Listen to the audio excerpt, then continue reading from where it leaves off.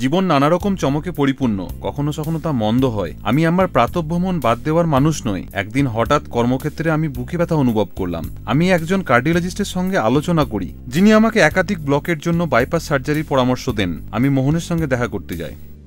তোমাকে এত দুশ্চিন্তাগ্রস্ত দেখাচ্ছে কেন রঞ্জন? তুমি তো জানোই মোহন, আজ অফিসে আমার বুকে ব্যথা হয়েছিল। সে ব্যাপারে আমি ডাক্তার জনের সঙ্গে আলোচনা করেছিলাম। তিনি আমাকে বাইপাস সার্জারি করানোর পরামর্শ দিয়েছেন। ওফ, এটা খুবই দুর্ভাগ্যজনক। তবে চিন্তা করো না, ডাক্তার জন একজন অত্যন্ত বিখ্যাত কার্ডিওলজিস্ট এবং তার সাফল্যের হারও খুব বেশি। আমি সার্জারি নিয়ে ততটা চিন্তিত নই, যতটা চিন্তিত ব্যয়বহুল অস্ত্রোপচারের জন্য তহবিল জোগাড়ের ব্যাপারে। কিন্তু আমি যদি সঠিক মনে রেখে থাকি, তাহলে 6 বছর ধরে তোমার 5 লক্ষ টাকার একটা স্বাস্থ্য বীমা রয়েছে। হ্যাঁ, কিন্তু তাহলেও আমাকে তো প্রথমে খরচাটা করতে হবে। আমার কোন সম্পত্তিটা নষ্ট করতে হবে সেটাই এখন ভাবছি। তুমি কি স্বাস্থ্য বীমার দাবি নিষ্পত্তির ক্যাশলেস ব্যবস্থা সম্বন্ধে অবহিত নও? তোমার পলিসি নথিগুলো পরীক্ষা করো। তোমার নিশ্চয়ই একটা আইডি কার্ড রয়েছে। ক্যাশলেস ব্যবস্থাটা কি? ক্যাশলেস সার্ভিস হচ্ছে বীমাকারী প্রদত্ত একটা বিশেষ ধরনের পরিষেবা, যেখানে সংশ্লিষ্ট হাসপাতাল থেকে ছাড় পাওয়ার সময় ব্যক্তি বিশেষকে হাসপাতালের ব্যয় মিটিয়ে দেওয়ার প্রয়োজন হয় না।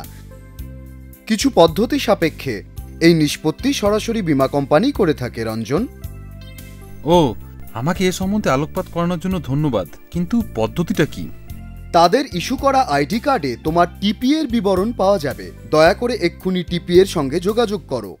তোমার যদি আইডি কার্ড না থাকে, তাহলে কখনো কখনো বীমাকারী শনাক্তকরণের উদ্দেশ্যে পলিসি নম্বর এবং পাসপোর্ট, প্যান কার্ড, ভোটার কার্ডের ভিত্তিতেও ক্যাশলেস সুবিধা দেওয়ার সিদ্ধান্ত নিতে পারে। তবে এটা তোমাকে অবশ্যই মনে রাখতে হবে যে কেবলমাত্র বীমাকারী বা টিপি এর নেটওয়ার্ক হাসপাতালগুলিতেই ক্যাশলেস সুবিধা পাওয়া যায়। সেগুলোই হচ্ছে নেটওয়ার্ক হাসপাতাল যারা একটা নির্দিষ্ট টিপি এর সঙ্গে চুক্তিতে আবদ্ধ হয়ে ক্যাশলেস সুবিধা অফার করে।